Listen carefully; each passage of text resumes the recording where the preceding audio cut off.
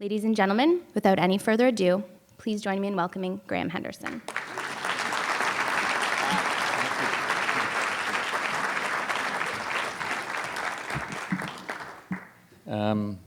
So whenever I give a speech in proximity to Remembrance Day, I always remember one or other of the members of my family who fought in one conflict or another, and there's many of them. And today I'm going to remember my father, Lawrence Wills Henderson, who fought in Italy with the 5th Division Signal Corps. And today I'm wearing his cufflinks from the Signal Corps and his tie. So.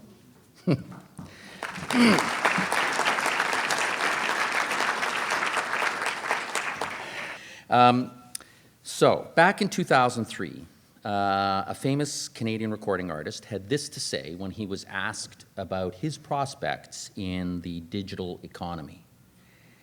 We're entering a golden age, a golden age. Now, this was an idea that was embraced by artists, the media, pundits, professors, and most importantly, policymakers around the globe. The reason for the heady optimism was the seismic events which were then unfolding in the online distribution and consumption of creative content. Peer-to-peer file sharing had become the default way for people to access virtually unlimited music for free. And the iPod had taken mobile digital music to the mainstream.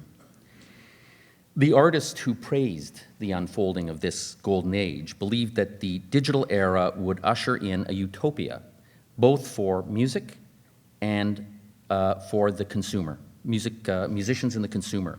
Artists would gain access to on the internet to a larger audience in return for the collapse of their traditional marketplaces. But they would make more money from the sale of concert tickets, merchandise, and other means. This was an epic leap of faith with virtually everything riding on one thing, the promise of digital technology. Now, the passage of time has instructed us that we might have benefited from a judicious skepticism, that we might have done well to have questioned the extraordinary promises and prognostications that were being made at the time. Had we done so, I wonder if the world in which we now live would have the characteristics that it does. A world in which the creative middle class, within the span of a single generation, has virtually ceased to exist. A world in which artists struggle more than ever before to earn a living wage and put food on the table. As they transition to the world of the self-employed entrepreneur, they are working longer hours, and they are sometimes engaged in activities for which they have little aptitude, data entry clerks, all for scandalously less money. Now, Jaron Lanier is an author, composer, computer scientist, and some say the father of virtual reality. He is concerned about the challenges facing creators. And in a recent edition of the World Intellectual Property Organization's magazine, Lanier concluded, "We have seen an implosion of careers and career opportunities for those who have devoted their lives to cultural expression. Opportunities are rare compared to the old-fashioned middle-class jobs that existed in great numbers around things like writing, photography, recorded music, and many other creative pursuits. Here in Canada, our creators, the people who build our nation's cultural foundation and much of the intellectual property we export are struggling. And along with them, the people and businesses who support their work are struggling. Well-paid jobs with benefits are disappearing and being replaced by precarious employment. Culture today, more than at almost any time in our history, is dependent upon the largesse of the government. One of the most deeply unpleasant aspects of the past 20 years, for me, has been the manner in which the gutting of the creative class, and now an entire way of life, think of youth being told that they must accept a world of precarious employment. But the manner in which the gutting of that creative class has been presented as an inevitability, At a recent roundtable, I sat beside a young entrepreneur who was beside himself at the idea that the Minister of Heritage was having hearings on the digital economy. For him, it was pure and simply a case of the horse is out of the barn. There was no turning back the clock. There was no point belaboring the issue. We're done. This is the world we live in. Well, today I want to question that supposition. The idea that we cannot change the circumstances in which we live seems to be, dismayingly, widely held. I believe this outlook is founded on a sort of market-driven hyper-capitalism, a debased and absolutist form of economic, technological determinism. Ayn Rand would love this. It is a sort of libertarian fantasy. The market determines how we live our lives, and governments need to get out of the way, and that means us, the people. But let's remember that we live in a social democracy. We live in a place where people, not corporations, not plutocrats, get to decide how to order our lives. We must, and I include our government policymakers here, harness our imaginations. We cannot look at the world and see it only as it is. We have to be able to see it as it might and should be. And frankly, creators are really good at doing that. Creators for centuries have fought and in some cases died to change the worlds in which they lived. Oppressive forms of employment were ameliorated. People, not corporations, gave us universal health care because people decided that that was the sort of way they wanted to live their lives. And we're inheritors of that great tradition, and we can deploy it to restore the balance. Minister Joly, for example, has, as part of her consultations, asked us to think outside the box, to be bold, and to think big. Well, one way to do that is to ignore conventional wisdom that tells us this is the way it has to be. And that's what I hope to do today. But first, let's look at how we in the creative community got here. The foundation for most of the rules and regulations which govern our modern digital environment are two treaties that were adopted by the World Intellectual Property Organization in 1996. The WIPO Copyright Treaty and the WIPO Performances and Phonograms Treaty. To help us better appreciate the magnitude of the task the negotiators of those treaties faced, we need to understand what the world looked like in 1996, because this was a world in which digital technologies and their adoption by consumers was in its infancy. In 1996, less than 1% of the world's population was online. If you were one of the few, it was via a dial-up modem that delivered pages at a rate of about 30 or 60 seconds a page. You searched the 100,000-odd websites using Alta Vista or Yahoo. Google wasn't on the radar. In 1996, email had yet to surpass the US Postal Service in terms of volume of messages delivered. Alanis Morissette's Jagged Little Pill was the world's top record, though fans were more likely to purchase it through a mail order club than from an online retailer. After the adoption of the WIPO treaties, it would be 2.5 years before Napster appeared, 4.5 years before the introduction of the iPod, 6 years before the advent of the smartphone, 8 years before the first video was uploaded to YouTube, and over a decade before the first song was streamed on Spotify. So the people setting rules for our world were well-intentioned and they were clever. But the reality is they were guessing. Now, there's nothing wrong with guessing. We all make educated guesses on which we base our actions. But the beauty of our world is that with the passage of time and the accumulation of experience, we have the luxury of reassessing our situation and adapting our behaviors when those first guesses clearly turn out to have been ill-founded. We've now had 20 years of experience with these WIPO treaties, so how are we doing? Well, the preambles to the treaties give us an idea of what WIPO wanted to do. The people who drafted the Copyright Treaty told us that it was designed to, 1, recognize the profound impact of the development and convergence of information and communication technologies on the creation and use of literary and artistic works. So they recognized the problem. 2, emphasize the outstanding significance of copyright protection as an incentive for literary and artistic creation, an incentive. And 3, they wanted to recognize the need to maintain a balance between the rights of authors and the larger public interest. And these are very laudable goals.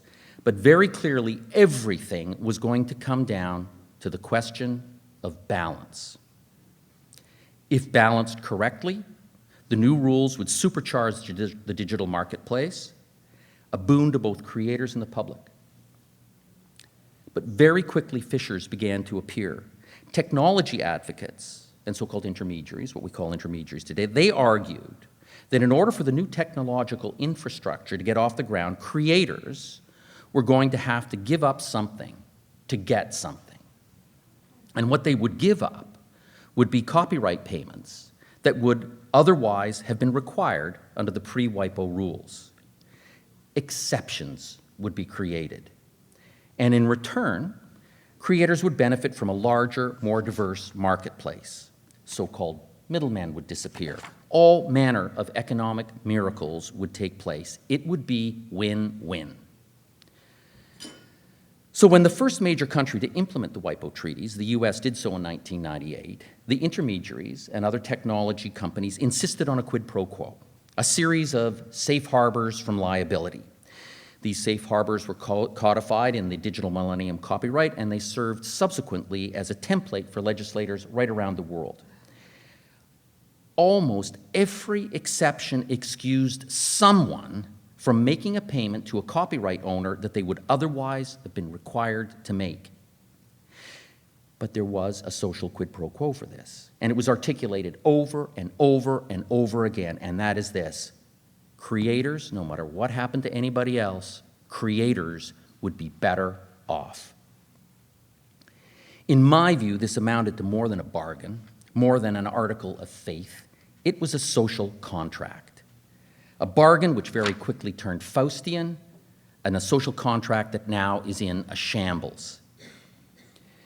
The French economist Olivier Bomsel was among the first to call this arrangement out for what it was: a massive system of cross-subsidies. By foregoing money otherwise payable to them, the creative community would subsidize the development of the technology infrastructure, and they have done so in the hundreds of billions of dollars, probably. Up to this day, much of the policy making surrounding copyright law continues to be driven by the popular mythology that digital technologies and platforms produce lucrative new opportunities for the creative economy. Until very recently, however, the hypothesis that digitization and the internet would unleash a golden age for the creative economy has not adequately been put to the test. So Music Canada decided to address the information gap by commissioning an independent analysis to measure the impact of digitization on the creative economy. The author of the study is Dr. George Barker. He's the director of the Centre for Law and Economics at the Australian National University and is currently a visiting fellow at the London School of Economics. His paper examines the effect of digitization and the internet on, among other things, Canadian music industry sales. The paper seeks to answer the questions: have digital technologies and the internet, together with copyright liability exceptions adopted to spur them, spawned a golden age for creative content? Has the need for intellectual property protection fallen in the light of these benefits? The answer to both questions, according to Dr. Barker, is no. His study found that digital technologies and the internet were associated with sharply reduced demand, prices, and sales, and consequently, also with lower investment and employment. The evidence he cites overwhelmingly supports this finding, and here are but two examples from music. One, globally music sales fell about 70% in real terms between 1999 and 2013.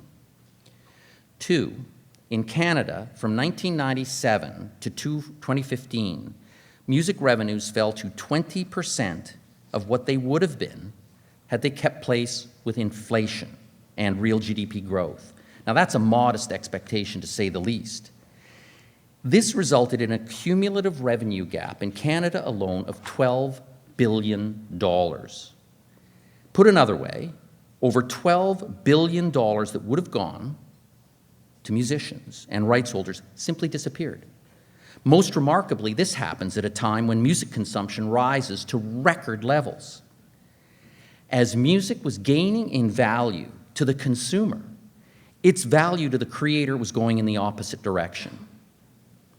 Francis Gurry, the Director General of WIPO, decried the phenomenon, concluding that the migration of creative works from analog formats and physical distribution to digital technology and internet distribution had been accompanied by what he called an avoidable and inappropriate loss of value to creators, performers, and the creative sector. Now, at least for musicians, a key component of the social contract was that while the market for the sale of music might decline, new and different income sources would arise. Infamously, this came to be associated with the idea that touring and merchandise income would supplant the sale of music products. It has not. And if there is a golden age, it has eluded a new generation of musicians. It comes as no surprise then that in 2011, the average artist in Canada earned about $7,200 per year from music-related activities. $7,200. This reflects the sharp erosion of the ability of artists, especially young ones, struggling to build a career to earn a living from their creative work. As alternative income sources fail to appear, a new and offensive concept has appeared. And the idea that creators have an inner compulsion to create and that remuneration is not integral to that impulse.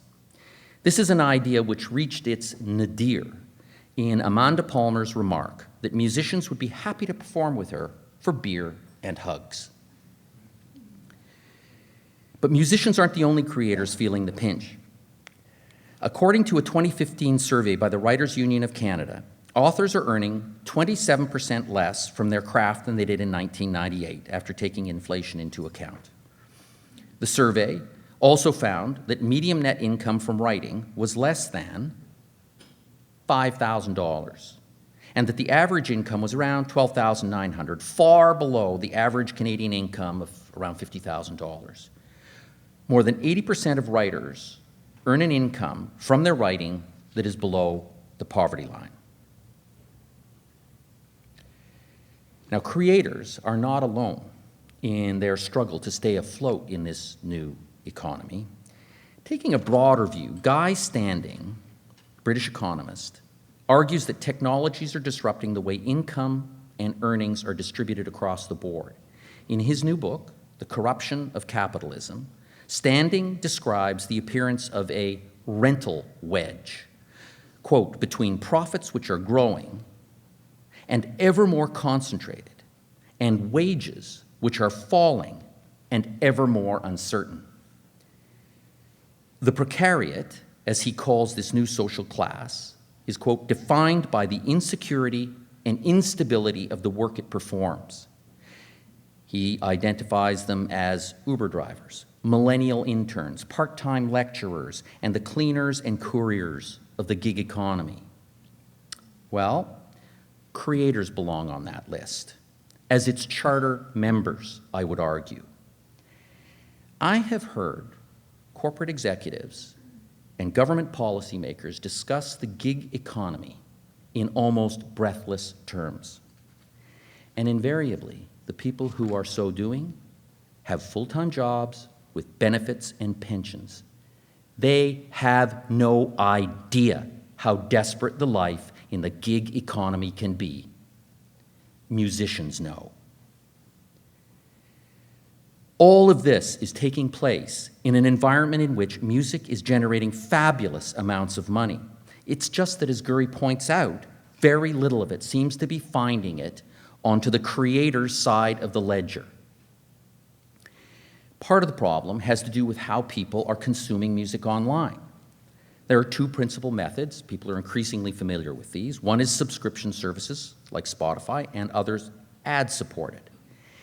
It is the latter, ad-supported on-demand music services such as YouTube, that have driven most of the increase in digital music consumption. But those services deliver far less revenue than the paid services. A subscription service such as Spotify, for example, returned $18 a year per consumer in 2014, compared to YouTube's $1. Ad-supported services, with more than 13 times more users than paid services, delivered less than 1/3 as much money to artists and other rights holders. The effect of this gaping disparity is that overall digital music revenue growth has lagged far behind consumption. This disparity has been dubbed the value gap, which we define as follows: the gross mismatch between the volume of music currently being enjoyed by consumers and the revenues that are being returned to the music community. So where to from here? What can be done to restore the creative middle class and the level playing field? As I noted when I began, we are fortunate to live in Canada, a well-functioning social democracy. We can make choices about the type of society we want to live in. And collectively, through our political representatives, we can take action. Music Canada is among those now calling for reforms. But actually, the entire creative community here and around the world is speaking up. The Writers' Union views the situation we face as nothing less than, quote, a cultural emergency for Canadians. They say if we want a strong and diverse publishing and cultural industry, it is essential that creators are reasonably and fairly compensated.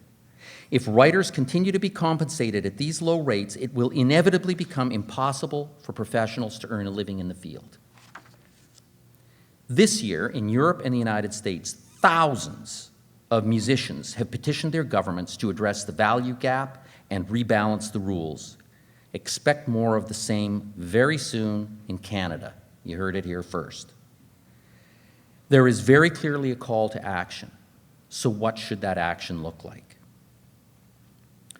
Well, for a start, any approach to the problem has to be holistic and multi-jurisdictional. Music Canada has been aggressively opening new channels to do this. For example, we have been taking the message to municipalities that they can implement simple, straightforward, local policies to improve the business environment for creators and the businesses that support them. Music Canada identified these options in our 2015 Music Cities report. The report has actually gone viral all over the world. The idea of local governments creating music cities and mayors running on pro-music platforms would have been ridiculous just a few years ago. Yet today, 9 municipalities in Canada of varying sizes have music city strategies in place, including our city of Toronto, and more are coming. Now, municipalities are taking these steps because they understand the benefits are worth the effort. For example, job creation, economic growth, tourism development, city brand building, artistic and cultural growth. Strong music scenes have also been proven to attract other business investment, along with talented young workers who put a high value on quality of life no matter what their profession is. At the provincial level, Ontario and BC are trailblazers, having created music-friendly programs that are almost unique in the world. With substantial music funds and music-friendly policies such as a red tape reduction strategy in BC to facilitate live music performances. For her part, Minister Jolie has been crisscrossing the country, asking people to think big, to be ambitious, and to step outside the box. Those are her words. She uses them over and over and over. So let's do that. How can the federal government get involved? How can it innovate like Ontario and BC and blaze a new trail? The government has made clear that it wants a new toolkit to confront the challenges facing Canada's creators, that it seeks a new social contract. Well, they have 4 levers in their toolkit. They have legislation, program funding, policies and treaties, and institutions.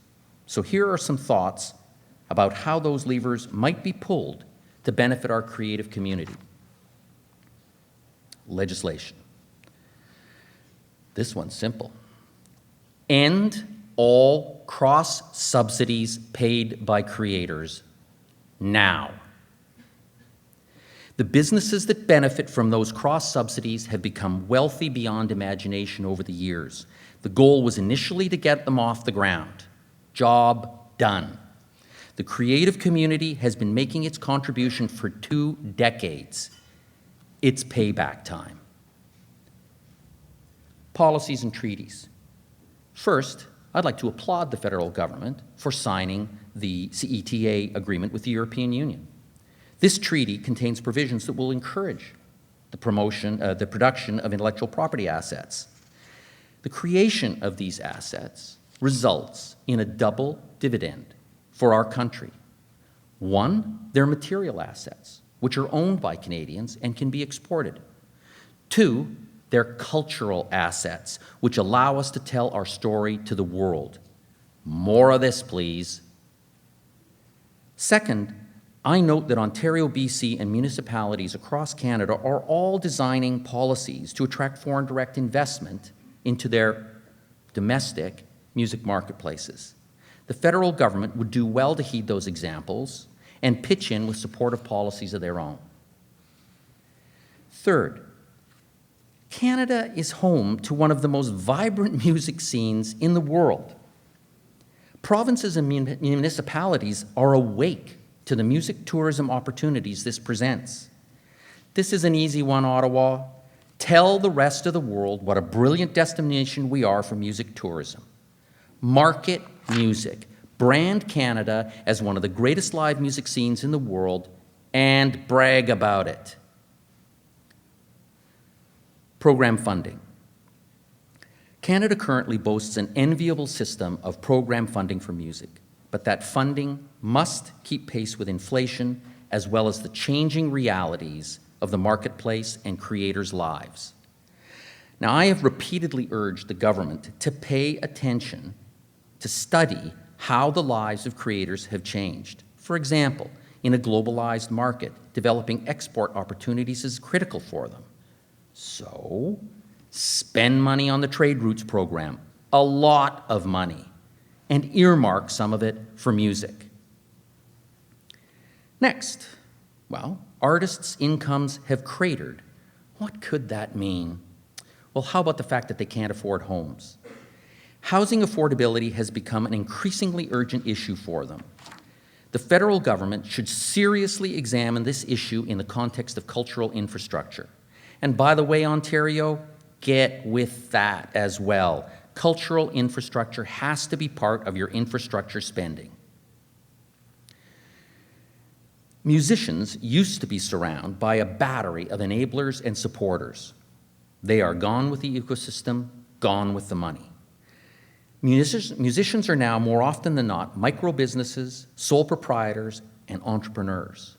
Has any thought been given to fund a program for skills and entrepreneurial training? Finally, institutions. Now, here the federal government has already taken positive steps, such as increasing the funding for the CBC and the Canada Council for the Arts. During her recent consultations, Minister Joly made the point that the government is looking to go in new and bigger directions. She looked back to an era in which the CBC, the CRTC, and the Canada Council had been created. Well, first, one institution that needs to be repaired would be the Copyright Board of Canada. I'm actually flying tomorrow to hearings that are being conducted by the Senate into the operation of the Copyright Board of Canada. So first on our list of institutions, I would encourage the government to modernize that institution and turn it into a truly business development office for the creative industry. But here's a really big idea. Right across the country, music education is in jeopardy.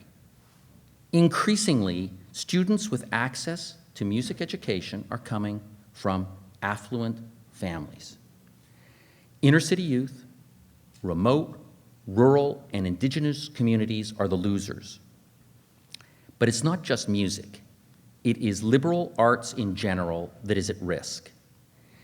We need to reconnect our young people with the importance of liberal arts education, with the importance of creativity. One of the things that we've seen dismayingly is an erosion of respect for the creative process. Rebuilding that respect for the humanities will assist us in rebuilding our shattered marketplace. The federal government needs to exercise leadership here because this is a national issue of national importance. And the federal government already supports a program like this. It's focused on science. It's called Let's Talk Science. It's fantastic, and it connects young people with the importance of a science education. If science, then why not humanities? And I urge the Department of Heritage and Minister Joly to convene an expert panel on this and to consider the issue, and for the minister to establish a permanent National Humanities Council. So, conclusions. I'm going to offer sort of a coda at this point. One of the questions being asked by the Minister of Heritage is, and I quote, "How can the government use content to promote a strong democracy?" And this got me thinking about the intimate connection throughout history between creators and democracy. Poets, filmmakers, and novelists have always played an essential role in the fight for democracy and civil rights. Here in Canada, we have an immediate example to hand, Gord Downie's Secret Path. But to his name, we can add Pete Seeger, Alexander Solzhenitsyn, Václav Havel, Billie Holiday, Nina Simone, Percy Bysshe Shelley, Fela Kuti, and many, many more. These are all people who were either banned, exiled, or jailed for their fight for justice and democratic principles. And it's instructive, I think, that after the revolution in Czechoslovakia, the people turned not to a strong man, but to a playwright whose velvet revolution had been powered by illicit tapes of Lou Reed's band, the Velvet Underground. As you may have heard when you entered the room, our background music was a selection of protest songs. That has been one of music's great contributions to our world. Music and protest anthems have been associated with just about every social change for decades. And I've put a Spotify playlist together, which you'll find on my business card at your tables. Our creators are truly, as Shelley once famously said, the unacknowledged legislators of the world. Now, when he says they're legislators, he doesn't mean they're lawyers, and he doesn't mean that they're necessarily politicians. What I think he's saying is that creators predict our future, they underpin our future, and they create a framework, political and cultural, for our future. To the extent that we allow those voices to be marginalized, in any way compromised, our democracy will suffer a great loss. Now, should we just get used to the way things are? Well, people opposing the brutal child labor regimes of the first industrial revolution did not get used to those conditions. They fought to change them, and they changed them. We're in the midst of what some are calling the fourth industrial revolution. And young people today, and creators, members of the Precariat, are also objecting to the circumstances of their lives. And I warrant they'll fight to change them. As I said at the outset, in a social democracy, we do not have to get used to it. We have the right to decide what sort of world we're going to live in. So my answer to the minister's question is this: if you want a stronger democracy that is less vulnerable to special interests, Do everything in your power to restore the balance to the world in which our creators live. Encourage and enable them. Our creators are not living in a golden age. That was the original goal. They didn't get it, the promise was broken, and so we owe it to them now. And let's all remember that the fight for democracy and justice has always had a soundtrack. Thank you.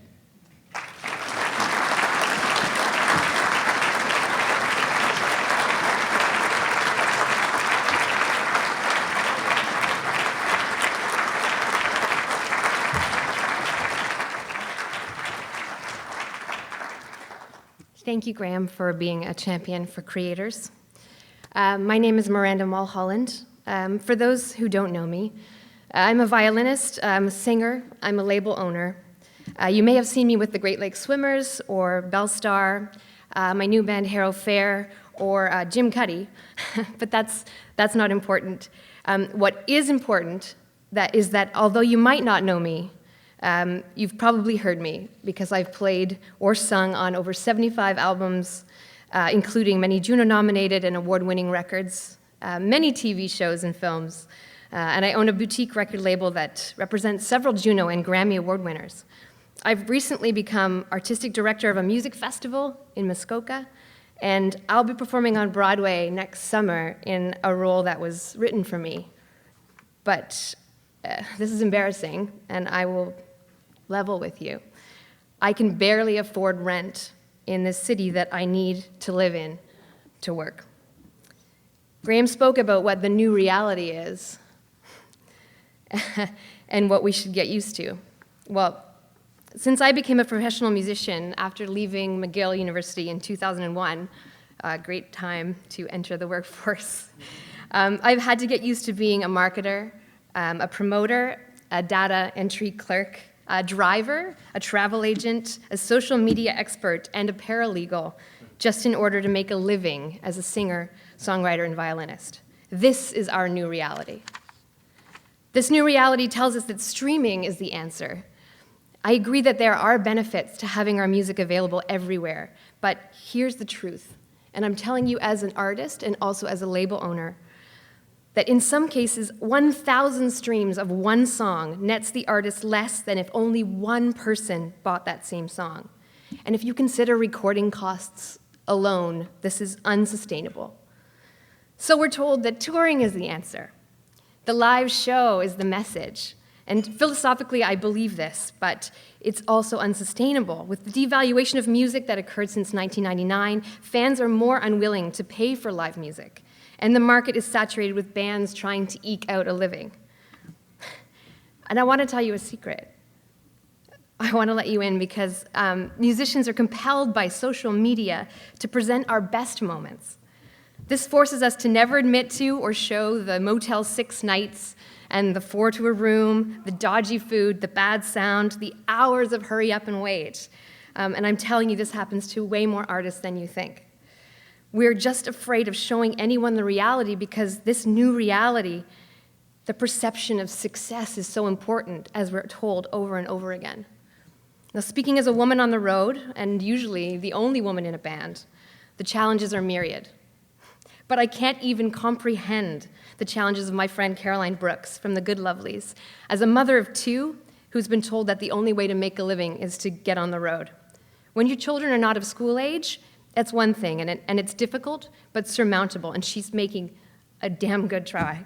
It's incredible. But what happens when they grow up? Touring cannot be the only answer. And with all these things combined and the wearing of so many different hats, the big question is, when can we possibly write and create new material? I agree with Graham that it is up to us, all of us. I agree. The Economist, Guy Standing, he has it right. The youth of today, the artists and the rabble-rousers, we won't stand for being the precariats. We are an essential part of the economic and political fabric of our society. But more importantly, we are the dreamers and the believers, and we're the creators. Now, I've heard Graham quote Shelley. I know that's your favorite poet. and that creators are the unacknowledged legislators of the world. But here's the thing. I agree with you, and I agree with him, but we've reached a crisis point, and I challenge our government to partner with us, the creators, to make us acknowledged legislators, if not for the world, but for our country, Canada. Thank you.